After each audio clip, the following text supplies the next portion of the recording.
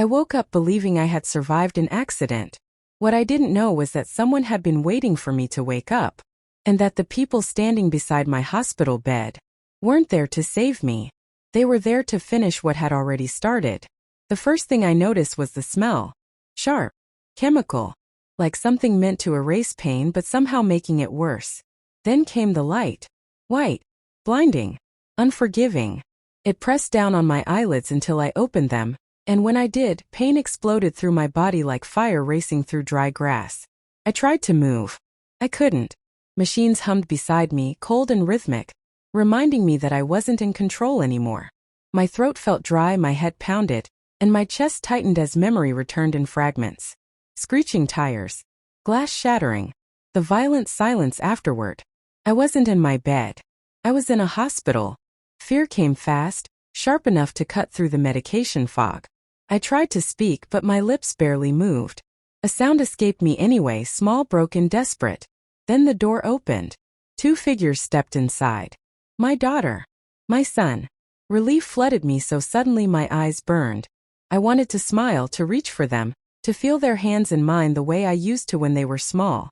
My daughter's eyes glistened. "Mom," she whispered.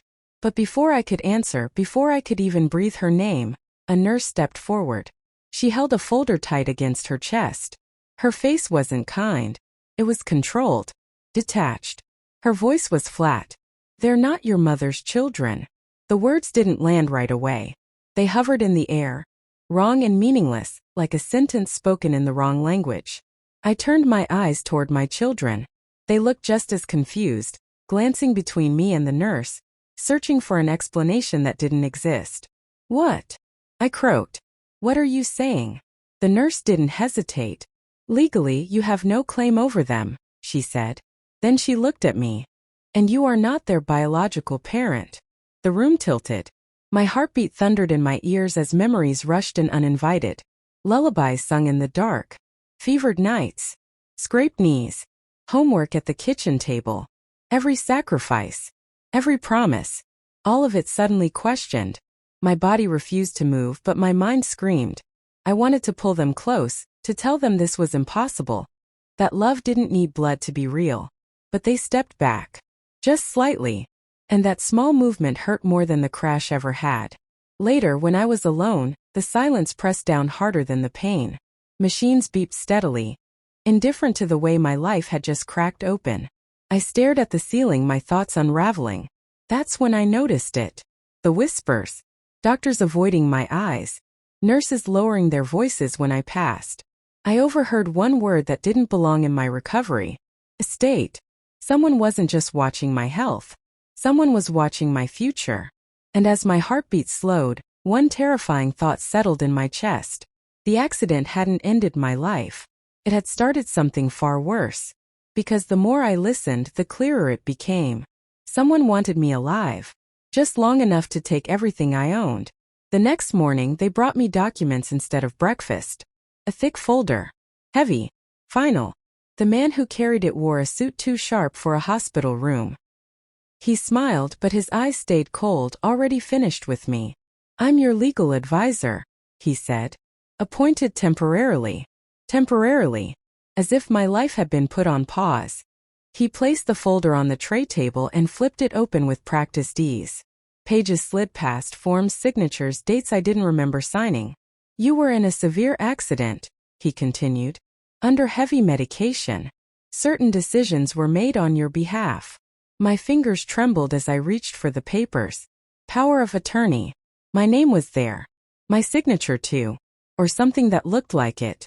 I stared at it until my vision blurred. "I didn't sign this," I whispered. He didn't argue. Instead, he adjusted his cufflinks and said quietly, "It was witnessed." That word again. Witnessed. By who? That afternoon my daughter returned alone. She sat by my bed but didn't take my hand. Her eyes darted to the door, then back to me. The distance between us felt wider than the room itself. "Mom," she said carefully, "you need to rest." Rest.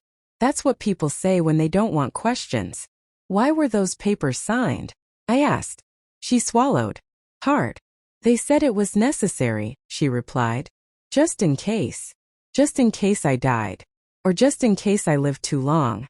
I searched her face for the girl I raised. The one who used to crawl into my bed during thunderstorms. The one who promised she'd never leave me alone. What did they promise you? I asked softly. Her eyes flickered. Nothing. Then everything. That night I couldn't sleep. The machines clicked inside beside me, keeping rhythm with my thoughts. Every memory replayed differently now, every argument, every sudden visit, every question about my savings, my will, my house. I remembered the bracelet, the one I always wore, the one my husband gave me before he died. It wasn't on my wrist. Panic clawed at my chest as I scanned the room, the bedside table, the drawer, the floor. Gone. In its place sat a printed inventory list. Personal items secured. Secured where? That's when I understood. This wasn't confusion.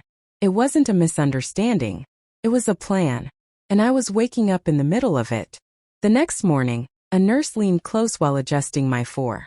Her voice was barely above a breath. Be careful who you trust, she whispered. You weren't supposed to wake up yet. My blood turned to ice. Before I could ask her what she meant, she straightened, smile back in place, just another nurse doing her job. But her words stayed, echoing. They had miscalculated. I was alive. And someone was running out of time. Because the moment I asked for my bracelet back, everything changed. I didn't sleep that night. Instead, I stared at the shadows creeping along the ceiling, replaying the nurse's words over and over. You weren't supposed to wake up yet. Morning came with the sharp scent of antiseptic again, but this time it was different. I felt alert, aware, like the accident had shaken something awake inside me. Something that refused to stay buried. A small envelope sat at the edge of my bed. I didn't remember anyone leaving it. The handwriting wasn't familiar. No return address. My pulse accelerated as I slid a trembling hand under the thin paper. Inside was a letter. Shaky, almost frantic handwriting. Trust no one. Not your children, not the lawyers, not the neighbors you think are safe. There is a plan, and it starts the moment you opened your eyes. Someone wants your estate. Someone who knows every step you've taken. Protect yourself. Start now. I clutched it to my chest. My heartbeat thundered. All at once the last week made sense. The coldness of my daughter and son, the evasive glances, the sudden temporary legal guardianship, the whispered mentions of my estate. It was all a trap. I had been baited, and I had almost swallowed it whole.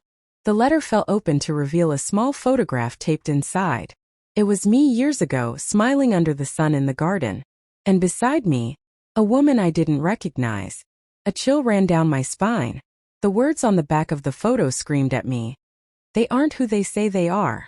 Trust no one but yourself. My children. My real children. My mind reeled at the possibility that everything I had ever known, everyone I had loved, could be a lie. I thought of the accident. The screeching tires. The shattered glass. The silence that followed. Was it a coincidence? Or had someone orchestrated it to coincide with this moment? The hospital suddenly felt like a cage. The machines that had once been a comfort now seemed like sentinels, keeping watch while my enemies moved in silence. I needed answers. I demanded my discharge against medical advice, ignoring the protests of the staff and the worried looks of my lawyer, who I'd finally reached after days of missed calls. I was weak, but the fire inside me had never burned brighter. Once home, I went straight to the study, the room where every secret, every document, every plan I had ever made was hidden. I slid the panels on the bookshelf and opened the safe. And there it was. Every piece of proof I would need. Wills that had been forged. Letters that had been hidden. Evidence of who my children truly were, and the depths of their deception. The photograph, the letter, the documents, they all pointed to one truth. I wasn't merely recovering from an accident. I had been targeted.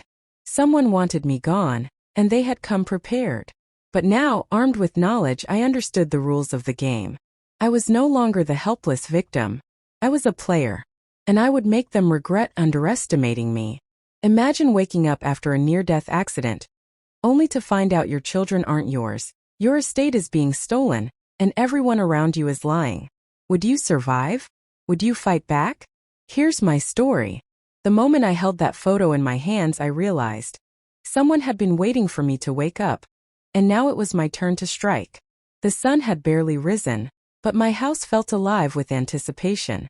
Every creak of the floorboards, every whisper of wind outside, seemed to echo the danger that had followed me from the hospital.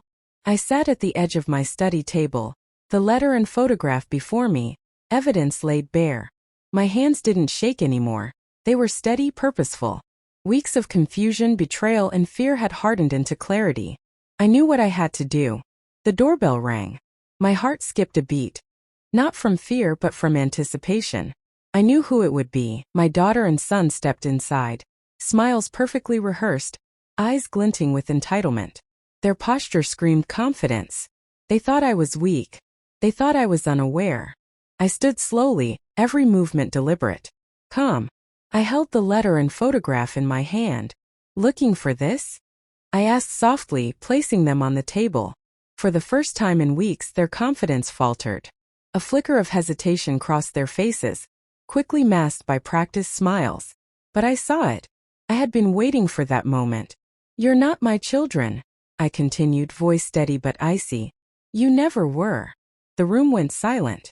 They tried to deny it, stumbling over words, fumbling with excuses, but every denial was hollow.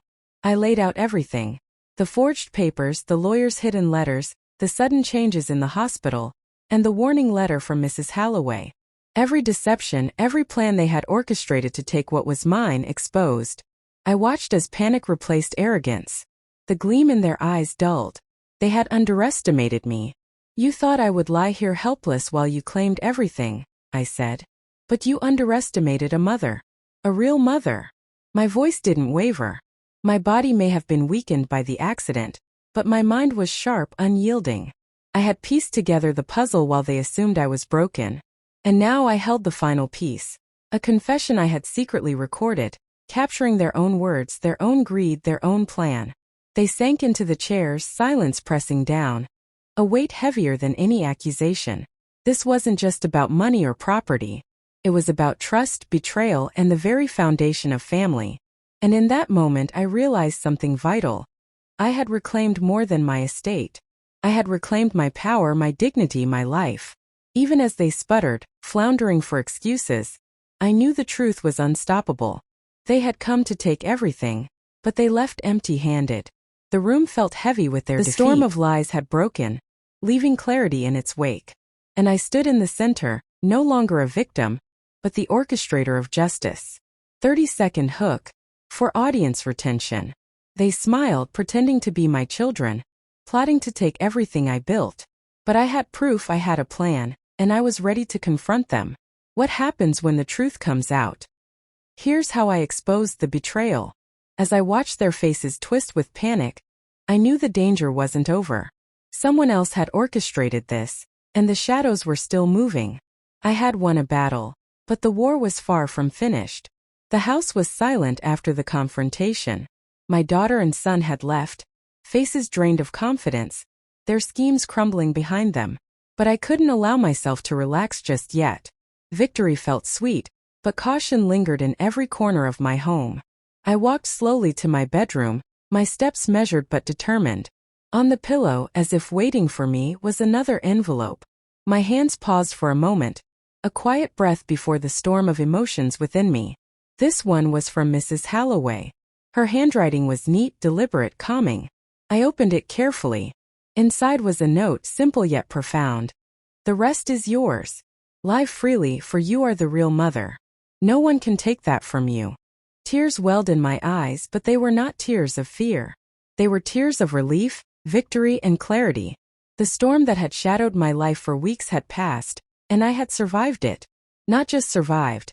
I had reclaimed everything that truly mattered. My life, my truth, and the love of my real children. I sat on the edge of my bed, letting the words sink in. The hospital, the whispers, the plots, the betrayal.